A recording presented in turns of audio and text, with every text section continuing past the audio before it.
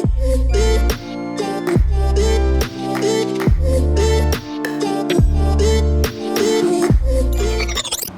everyone, welcome to my channel. If you haven't been here before, nice to meet ya. This is my coronavirus story. That's all this video is going to be about. It's been requested.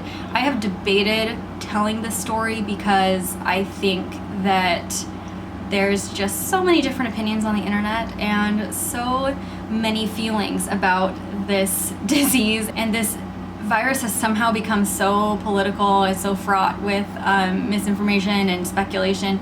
So I really did debate putting this out, but I just feel like if it can help one person who's gotten sick and is really scared, if it can help one person understand why masks are so important, then it's worth my time, I think. So I will endure the weird comments I may get for you, whoever is watching that needs this. Also, as we're getting started, the AC is on. It is 90 degrees here in New York City today. It's also June 25th, middle of the summer. It is hot. I cannot sit through filming this video without AC. It's going to get so hot in here. So sorry about that noise. If you can hear it, it'll kind of be on and off. My husband also is teaching a French class in the other room. Sorry if you can hear him. Tiny New York City apartment. We gotta make money. That's just what it is.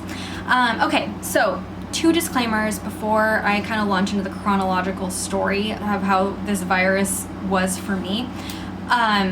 First of all, I did not get tested. Don't come for me. I caught this thing the first week of April. The city did not have a bunch of testing centers set up yet. We live in Manhattan. It's not like we have a car and can jump in and go to the nearest doctor's office and get a test. It was like public transportation to an outer borough. And I was not about to get on a train and get someone else sick just to go get tested for myself. We were in contact with several people before we went into lockdown that did end up catching it. Some of them even ended up in the hospital. So we know kind of who we probably got it from, and they were tested obviously and were positive. So we kind of know where we got it from. We know what it is. All of my symptoms are pretty textbook. We are planning on getting the antibodies test now, even though I know that like a lot of people are saying that you get a lot of false negatives and stuff. I will still do it, but yeah, so just keep in mind the context of me getting sick, and that's why we didn't get tested, but we know what it was. Second disclaimer is that I have an autoimmune disorder. I was diagnosed with juvenile rheumatoid arthritis when I was 14, and JRA usually develops into adult arthritis, which it has for me. It's not usually something that affects my life a whole bunch, but, and I don't even think about this all the time, but it does affect my immune system. It makes it weaker because my immune system is divided between fighting my healthy joints because it's convinced that there's something wrong, and fighting whatever virus I have. So I think for me, arthritis definitely just made this illness last a lot longer than it would for a truly healthy 25-year-old. But flip side of that is that there's plenty of 25-year-olds who've reported symptoms as long as I've had them too that have no autoimmune disorder. So just keep that in mind. I think that was an effect for me. I don't know how it is for anybody else because there's no research on this yet. So here's kind of the timeline and kind of what happened for me. First off, my last day of work was March 14th. It was my husband's last day of work too. We were in contact with so many people during that day. And like I mentioned, my husband for sure was in contact with people who later tested positive for coronavirus. So we're fairly sure that we caught it from somebody over there. I think my husband is probably just asymptomatic if he passed it to me. He's got a much stronger immune system than mine, so I'm thinking that's probably what happened. But you know, we'll never know 100% for sure because again, no contact tracing way back then, so we can't even track it. But okay, so last day of work was March 14th. The city went into lockdown that weekend, and we kind of spent the next couple weeks like getting as much grocery shopping done as we could, doing like batch cooking and kind of reevaluating our spaces to make it the best for us having to coexist here with him teaching French online and me still wanting to be able to get things done. So we were pretty busy, but we mostly stayed home. We were pretty serious about quarantine because, again, autoimmune disorder, I knew that I had a higher chance of catching this virus. And I did anyway. I probably had it before we went into lockdown. But the first week of April, I remember that Sunday morning vividly. I woke up and I had so much chest pressure. And I kind of knew immediately that it was probably that. I catch colds every year that take probably a month for me to get over, just again, crappy immune system. But this definitely felt like a different kind of virus, and it was for sure. I kind of spent that whole day like, okay, what am I gonna do? I, was kind of coughing, but mostly just a lot of chest pressure. And we kind of both were like mentally preparing ourselves for a few weeks of me being sick. Little did we know it was gonna be 3 months, but we were kind of mentally preparing ourselves. So that day I kind of stayed down. By the end of that week, the fatigue had really hit me full force. That's one thing that I know has been really widely reported across the board for everybody is fatigue. And I think everybody underestimates it. You really do feel like you've been hit by a truck. Going to the bathroom feels like really daunting. I think one thing that I definitely underestimated also was the mental fatigue of just like, you just can't even think. Like, getting out words is hard. We kind of, in that first week, started to develop a routine where I was sleeping like 12 to 15 hours a night. By about 9 o'clock, I'd be wiped and I would fall asleep. And then I wouldn't wake up again until between like 10 and noon the next day. And whenever I woke up, my husband would come in and ask me what I wanted to eat for breakfast. And I kind of started just doing a daily like mug of bone broth, because I found that to just be like comforting and nourishing and easy to eat when I was so tired. And then also a smoothie. The fatigue was definitely consistently the worst in the morning, and then it would kind of fluctuate throughout the day. But by the end of that first week, I was pretty much just in bed all the time. And that's actually how the next 4 weeks went. I also lost my smell and taste in that first week. I still haven't gotten them back. I catch like phantom smells and tastes sometimes, but I mostly just can't taste anything. I haven't been able to since April, so it feels really normal now. But yeah, I lost my smell and taste that first week too, and that was like the clincher for me. Like, yep, I have coronavirus, because that's some really weird symptom that's been reported. I really did spend the next 5 weeks in bed, borderline comatose. I really spent almost no time on social media, except a couple weeks in I posted that I did have coronavirus. I at first was really frantically trying to find out any information I could. It felt really scary, and there was so little information. The city, cases were rising every single day here. We heard sirens outside our window every night. We've had several memorials set up in the buildings around our neighborhood for people who died. And deaths were definitely on the rise. So that was really scary. I was just trying to like stay calm. Breathing was hard. Honestly, I can say that fatigue was worse every day, but obviously the fatigue also has to do with how much oxygen you can get. I always felt like I got enough. Like, I think if I was someone else with the same symptoms, I probably would have ended up at the ER, because there were moments where it felt really scary and serious. I was just really unable to do anything. But I also knew that there wasn't a lot they'd be able to do for me. If I wasn't so sick that I couldn't breathe, at that point we decided, yes, like of course we will get you to the hospital. Figure it out, call an ambulance. But I never got to the point where I literally couldn't breathe. So I just decided to wait it out and not go to the doctor, not risk getting anyone else sick. I obviously had coronavirus. I was not going to get anyone else sick, and I didn't even know how I would get there, without a several $1,000 ambulance ride. How was I supposed to get there? So I just stayed in bed and waited it out. Every day was a little bit different, but I was, like I said, really consistently sleeping 12 to 15 hours a night and extremely fatigued all day long. There were a few times where I had enough energy to bring my computer in and while lying in bed play like Minecraft. My friends play online, so I was getting on to just hang out. It was kind of a nice little escape from my bedroom for a little bit during those 5 weeks. But yeah, that was really the most activity that I had, was moving my thumbs, playing Minecraft. So some things that helped a lot with managing those symptoms during that time were vitamin C. I took vitamin C pretty consistently every day decongestant medication, just like the regular old cold and flu with acetaminophen and like decongestant. That helped a lot. First of all, with like the chest pain, acetaminophen helps with that, and then just decongestant to help keep at least my sinuses clear if my lungs couldn't be clear.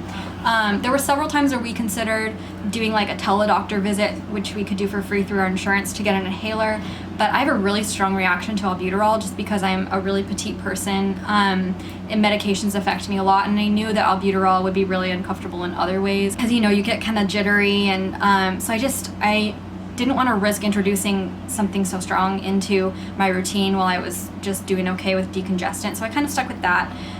Vitamin C every day, echinacea every day. I had an echinacea tea, and echinacea and elderberry, I think, tea that I ended up just kind of drinking every night.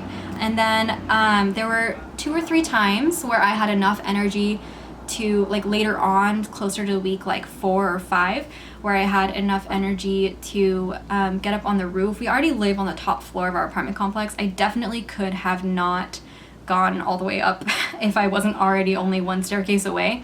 But my building manager was nice enough to leave the door unlocked for us. So there were a couple times where I was able to get out on the roof and get some fresh air and some sunshine. If you have access to sunshine and you live, you know, someplace where it's easy to get out while you're sick, please get as much sunshine as you can.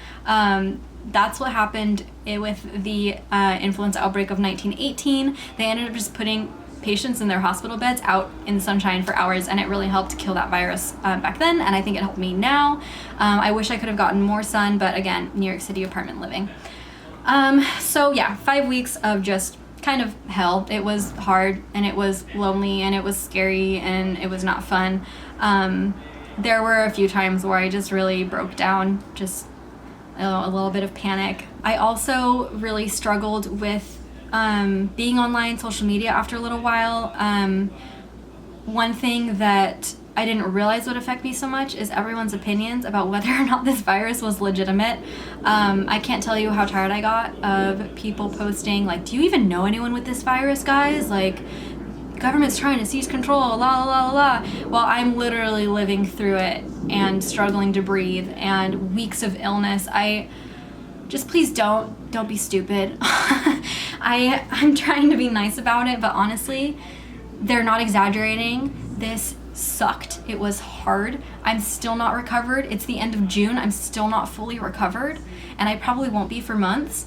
And there's thousands and thousands of people who are still not recovered, and we're all expected to go back to work really soon here with these lingering symptoms and issues from this virus. Anyway, it's just so inconsiderate to question the validity of something that so many people have obviously lived through and are currently living through, and to put your comfort or discomfort over wearing a mask over literally a life-changing illness for people like me is just really selfish, in my opinion. And that's all I'll say about it, but that was one thing that really started to affect my mental health during that time too. I just found that spending time on social media with that constant urge to like educate people who were posting really ignorant things really started to get to me. So I kind of backed off from doing internet research and spending time on Facebook and stuff at that time, and that was a good thing for my mental health. Helped me, I think, start to get into recovery mode also. So after those 5 weeks, I started to be able to get out of bed here and there. I started to kind of feel almost like I had a regular flu or something.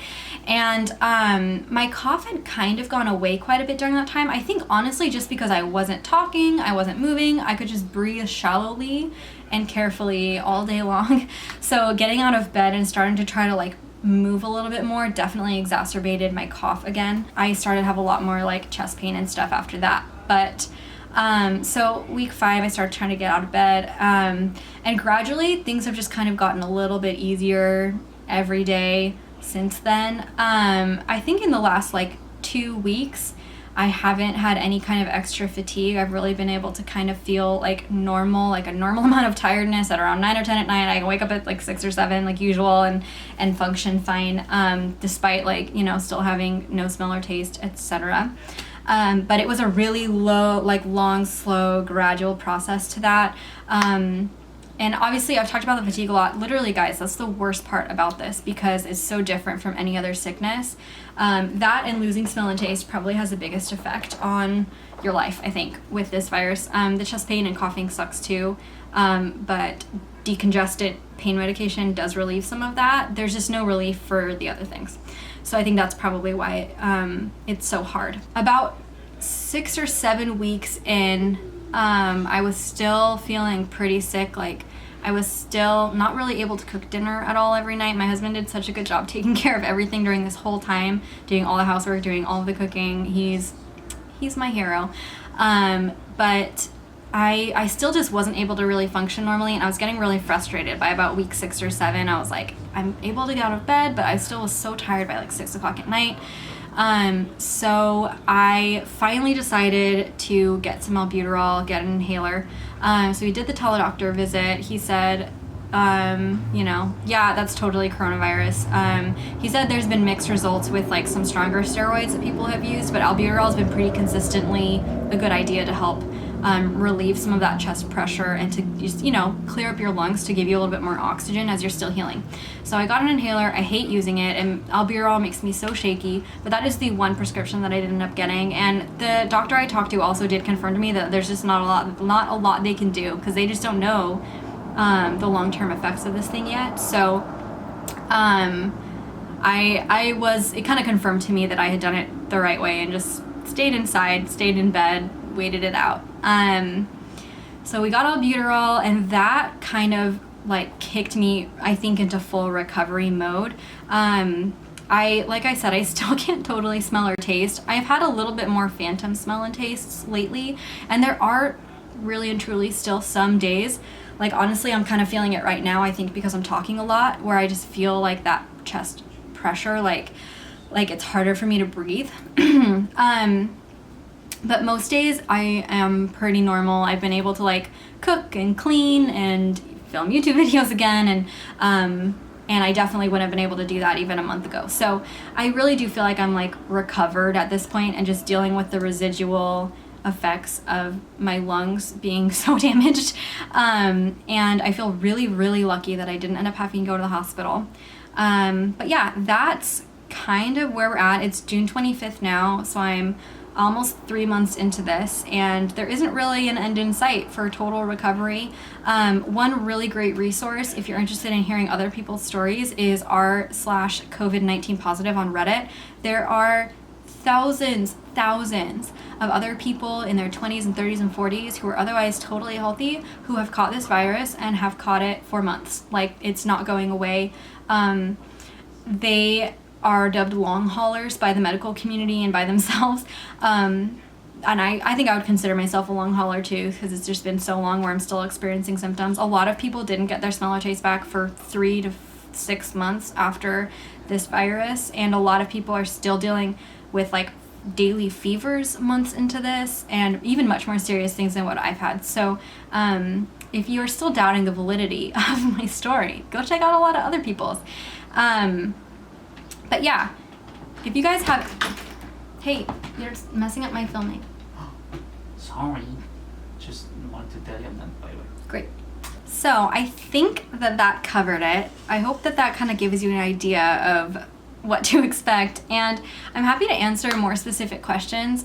Honestly, I was sick, so I feel like a lot of the really scary stuff that was going on in the city with people being sick and hospitals being overrun, I just kind of checked out of. Like, I wasn't paying that much attention to it because it was too scary for me, as I was kind of dealing with the virus myself, hoping to stay out of the hospital. So I don't know how many questions I can answer about that, and like I mentioned, I can't answer questions about getting the coronavirus test.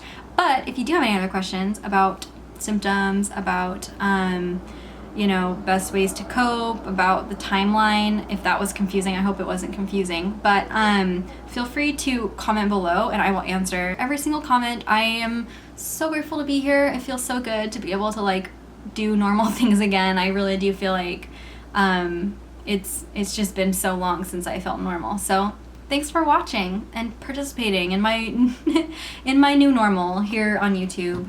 Don't forget to subscribe if you're not subscribed. I'm gonna try to be putting out a couple videos a week again, and I want to hit 1,000 subscribers before I lose all those sweet, sweet watch hours from the last year. I will love you forever. Catch you guys in the next one. I said I might talk about what happened later, and I guess this is later. There isn't really a whole lot to say, and it's kind of hard to talk about because everything's still just kind of raw, honestly. But